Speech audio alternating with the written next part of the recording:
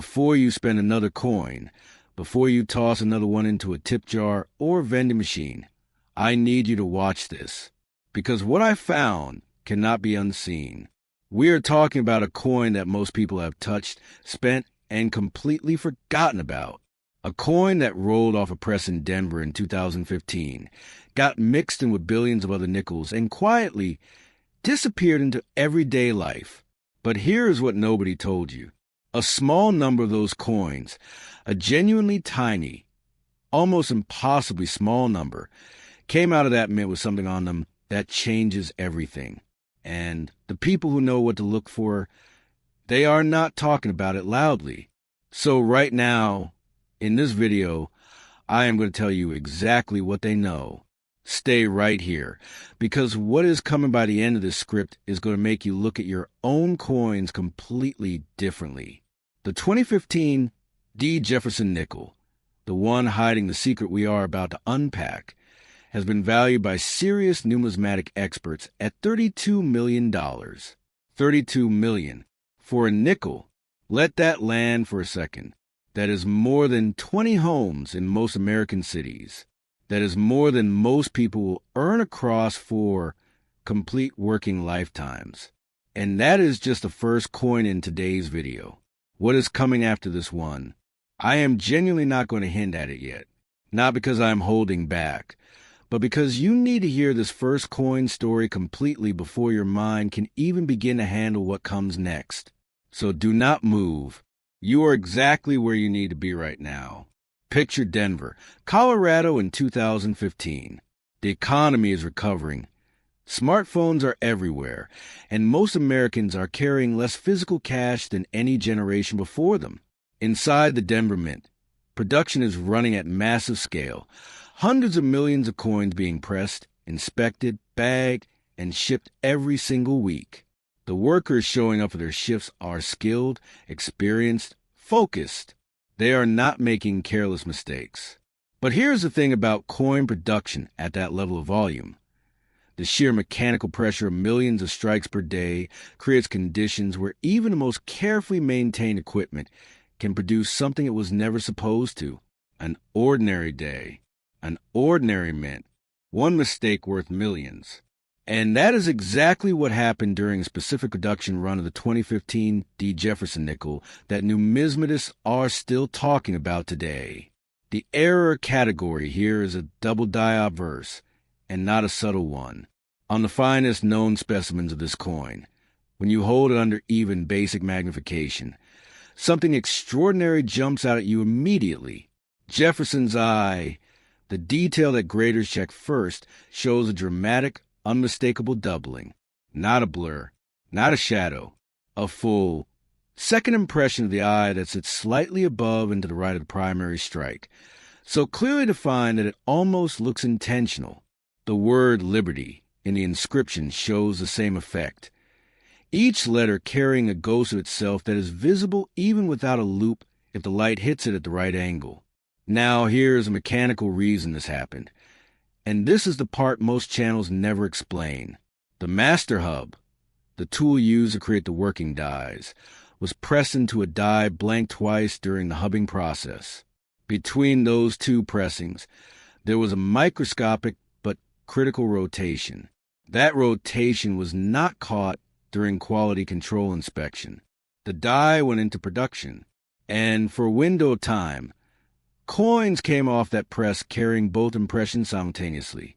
That is the signature of a genuine double die, and it is what separates this coin from every other 2015 nickel ever made. And here's the part that most people never find out.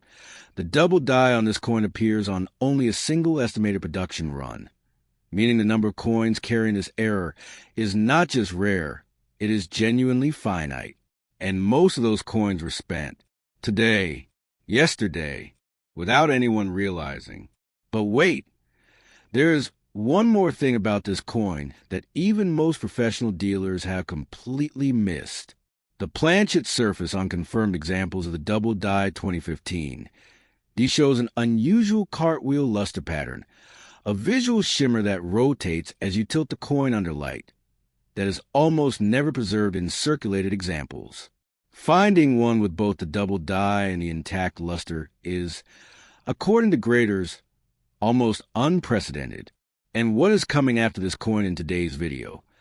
One of them involves a production mystery from a mint year so chaotic that the story behind the error is almost as extraordinary as the coin itself. The collector world around the 2015, the double die is not casual. These are serious people. Dealers who have spent decades building numismatic knowledge, auction house specialists who have handled millions of dollars in rare coins, private collectors who treat their holdings like investment portfolios. When a confirmed example of this coin appeared at a major numismatic auction, the room changed. You could feel it. The energy shifted the moment the lot came up. Two collectors, both experienced, both prepared, locked into a bidding sequence that climbed past numbers most people in that room had not expected. The final hammer fell at a figure that sent a ripple through the coin-collecting community for weeks afterward. The winner sat completely still. The runner-up stared at the floor. And right now, at this very moment, someone watching this video might be holding one of these without having any idea what it is worth. That is not a figure of speech. That is a real and documented possibility. Because these coins circulated. They were spent. They were given as change. And somewhere in the loose change currently sitting in a bowl on someone's kitchen counter or in a jar on a shelf in someone's garage, there's a real statistical chance that a 2015 Die double die nickel is waiting. Here is what I want you to do personally. Go find your nickels. Not tomorrow. Tonight. The specific detail you are looking for first is Jefferson's eye on the obverse, the left side of the coin as you hold it face up. Hold at a 45-degree angle under a bright light source. If you see any hint of a second impression above or to the right of the eye, do not put it back down. Get a 10 power loop, the kind you can order for under $15, and look at Liberty next. If those letters show doubling too, what you are holding is something that needs to go directly to a professional grader. Do not clean it. Do not polish it. Do not even breathe on it too hard. Just protect it and get it certified. Because you staying in this video this long, learning exactly what to look for, that is the difference between knowing and not knowing. And knowing right now is everything. What is coming up next in this video is a coin from 1983. A year when the Philadelphia Mint was dealing with pressures that most people had never heard about, and the result is an error so specific, so visually striking and so poorly understood by casual collectors that dealers have been buying these cheap for years. I have been holding this one back on purpose. If you have not subscribed yet and hit the bell, do it right now, because after what I am about to show you with that 1983 nickel, you're going to want to know the moment the next video drops. And if you have not seen our video on the 1942 P. Jefferson Nickel wartime silver alloy, go watch that after this. That coin is still turning up in collections right now. And somebody is going to find one very soon. Hold on, because what I am about to show you next, even I was not ready for this the first time I saw it. What if I told you that a coin, one that looks completely ordinary, is worth more than most people earn in an entire lifetime? You would not believe me. So I am not going to ask you to. I am just going to show you instead. The 1983 P. Jefferson Nickel, that tiny P mint mark on the obverse, right there next to Jefferson's portrait, is one of the most overlooked details in American coinage. Most people see it and think nothing of it. But on a specific variant of this coin, that mint mark is the center of a story worth $37 million. $37 million for a coin that was minted at the Philadelphia facility, mixed into everyday circulation, and handed back as change at grocery stores and gas stations across the country. Right now, think about how many times in your life you have held a 1983 nickel and not looked at it, really looked at it. That changes today. America, in 1983, was a country under economic strain. Interest rates were high, manufacturing sectors were shrinking, and the mood inside institutions, including the United States Mint, reflected that pressure. The Philadelphia facility was operating under intensified production demands while simultaneously managing aging equipment that had not been fully upgraded. Workers arriving for their shifts were experienced professionals, but the mechanical systems they operated were being pushed. The noise in those press rooms was constant, the rhythmic, industrial percussion of coin blanks being fed, struck, and ejected thousands of times per hour. Collectors searched 30 years for this. Most never found one. And now you understand why. Because a specific error on the 1983, P was not caught during quality control. It was not flagged. It was not pulled from production. It went out the door into Federal Reserve bags and into the pockets of ordinary Americans who had no idea what they were carrying. The error category here is a repunched mint mark, and a version found on the rarest specimens of the 1983. P is not subtle once you know exactly where to look. On the confirmed high-value examples, the P mint mark shows a secondary impression directly beneath the primary strike, visible as a partial second curve at the base of the letter. Under a 10-power loop, it appears as if the punch was positioned, struck, then shifted downward before being struck a second time. The result is a mint mark that carries its own ghost, a specific, documentable manufacturing anomaly that happened because the mint mark punch was applied by hand during this era, before automated hubbing fully replaced the manual process. The human element introduced the error. The machine pressure made it permanent. And here's the part that most people never find out. The specific specimens carrying the most dramatic version of this repunched mint mark also show a condition rarity so extreme that grading services have certified fewer, confirmed examples than most people would believe. The combination of the error and the preservation grade is what drives that $37 million valuation to the level it occupies today. But wait, there is one more thing about this coin that even most professional dealers have completely missed. The 1983 P with confirmed repunched mint mark also shows, on the finest known examples, a cartwheel luster in the fields of the obverse that is almost never associated with business strike nickel from this era. The surface quality tells graders that these coins were struck early in the die's life, before were degraded to sharpness, and that they were somehow stored without ever seeing the circulation that destroyed nearly every other example. Imagine holding this coin in your palm right now, feeling the slight extra weight of a coin that has never been passed hand to hand, never sat in a registered drawer, never rolled across a counter. That is what the finest known 1983. P feels like the collectors who have held one. The auction room went completely silent when the best-known example of this coin crossed the block. I mean genuinely silent. The kind of quiet that descends on a room when everyone present understands that they are watching something historic happen. The bidding opened high. It moved higher. Two buyers, both representing serious private collectors, pushed the number past what the room's pre-sale estimate had suggested. When the gavel came down, the winning collector, a man who had been searching for a confirmed 1983 P repunched mint mark for over 12 years, did not celebrate loudly. He exhaled. That was all. Just a long, slow exhale, because he understood what he had just acquired. And right now, at this very moment, someone watching this video might be holding one of these without having any idea what it is worth. I want you to go to your coins with one specific instruction. Find your 1983 nickels. Turn them face up, under a bright directional light. A phone flashlight works. Look at the mint mark to the right of Jefferson's portrait at the 4 o'clock position. Now tilt the coin very slowly.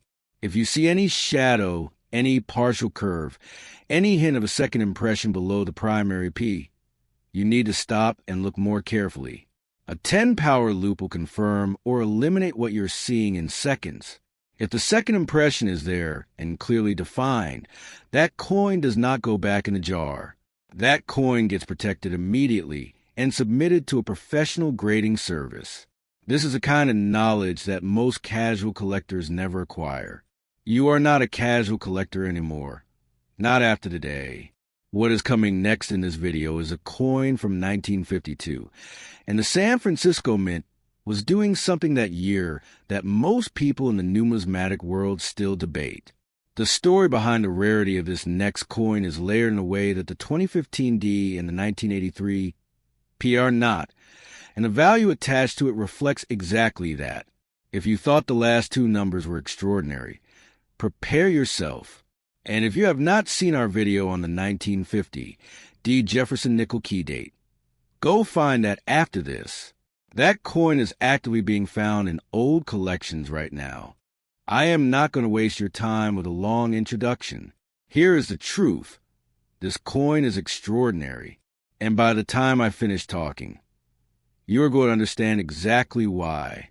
The 1952 S. Jefferson Nickel, minted in San Francisco, a coin that most people have passed over their entire lives without a second glance, a coin that sat in circulation, rode in pockets, and disappeared into coin rolls across mid-central America without anyone flagging it as significant.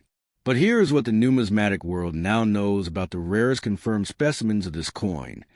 The valuation that has emerged from careful expert analysis is $41 million. $41 million. That is more than 30 average American homes. That is more lifetimes of average earnings than most people can easily calculate. And the story of why this nickel commands that number is one of the most layered, historically grounded, and personally urgent stories in the entire Jefferson series. San Francisco in 1952 felt like a city between two worlds. The Korean War was ongoing, American manufacturing was running at extraordinary capacity, and the San Francisco Mint, a facility with a history stretching back to the gold rush era, was operating under pressures that its directors had not fully anticipated. Production quotas were high. Skilled staff were being stretched thin, and the equipment inside that facility carried decades of use. An ordinary day. An ordinary mint, one mistake worth millions. And what came out of the San Francisco Mint during a specific and very limited production window in 1952 was not what anyone ordered. The error category on the rarest known specimens of 1952, S is an OFF center strike, but not the modest, slightly shifted variety that shows up occasionally across many coin series. The confirmed high-value examples show a dramatic misalignment, where the design is shifted significantly from a planchet center, leaving a visible crescent of blank metal along one edge while the opposite side of the design is partially cut off by the collar. That crescent of empty metal is not a flaw collectors avoid. It is the proof they are looking for. Under magnification, you can clearly see the full collar impression on the retained side of the coin, meaning the planchet entered the press, seated correctly on one edge, but the opposing side lifted free of the collar before the die is closed. The mechanical reason is a feeder malfunction, a brief, uncorrected failure in the automated system that positioned planchets under the press. For a fraction of production run, planchets were entering the chamber slightly rotated and partially unseated. The die struck them anyway. Quality control should have caught it. It did not. And here's the part that most people never find out. The specific 1952 S off-center specimens that carry the highest valuations show an additional characteristic that is almost never found alongside a dramatic off-center strike. Full, unbroken steps on Monticello's reverse. Normally, an off-center strike produces distortion across the entire coin surface. On these confirmed examples, the portion of the reverse containing Monticello retain its die contact so completely that the steps are fully defined. Every horizontal line clean, unbroken, and crisp. That combination, dramatic off-center obverse, full steps reverse, is what separates this coin from every other 1952 S. Jefferson Nickel in existence. But wait, there is one more thing about this coin that even most professional dealers have completely missed. The confirmed finest known specimens were part of a single private collection assembled by a Bay Area collector who passed away in the late 1990s. His family, unaware of what they had inherited, stored the coin for nearly a decade before a single estate evaluation changed everything. His hands were shaking when he realized. The appraiser who examined the 1952 S. off-center specimen reportedly stopped mid-sentence, set down his pen, and asked if the family had the rest of the original holder. They did, and what followed reshaped the understanding of just how rare this coin truly is. The auction world has treated the 1952 S. off-center with full-stop reverence since confirmed examples began surfacing. When the finest known specimen was offered at a major numismatic event, the catalog entry alone generated correspondence from serious collectors across 3 continents. The preview room saw dealers standing quietly in front of the display case, not talking, not negotiating, just looking. The auction itself opened at a number that most Jefferson Nickel collectors would have considered impossible 5 years earlier. Bids moved in large, deliberate increments. The 2 final bidders were not showing emotion, but the people watching them were. When the gavel came down and the number was announced, someone in the back of the room exhaled audibly, the kind of exhale that happens when something finally becomes real. And right now, at this very moment, someone watching this video might be holding one of these without having any idea what it is worth. So here is what I want you to do. Go to your 1952 nickels right now. If you have them, look at the planchet. The first thing you are checking is whether the design is centered. Hold the coin face up under a bright light, and look at the distance between the outer rim of the design and the edge of the coin. If that distance is unequal, noticeably wider on one side, you need to look closer immediately. A 10-power loop will let you see whether the blank crescent of metal is smooth and original or whether it shows we're consistent with circulation damage. Then flip it over. Look at the steps of Monticello at the base of the building. Count the horizontal lines. If you can see 5 or 6 clean, fully separated lines, and the obverse shows any degree of off-center shift, what you are holding is not a 5-cent piece. It is something that needs to be in a professional grader's hands before another day passes. You stayed until this exact moment. You did not click away. And I want you to understand that the knowledge you just absorbed, the specific details, the exact things to look for, the real mechanical reasons these coins exist. Most people who collect coins casually will never know any of this. Go check your coins tonight, right now, because someone watching this video is sitting on a fortune they do not even know they have. That someone could be you. Tell me one thing in the comments. What is the oldest coin you have ever personally found? I read every single comment on this channel. And if what you describe sounds like something special, I will tell you exactly what to do next.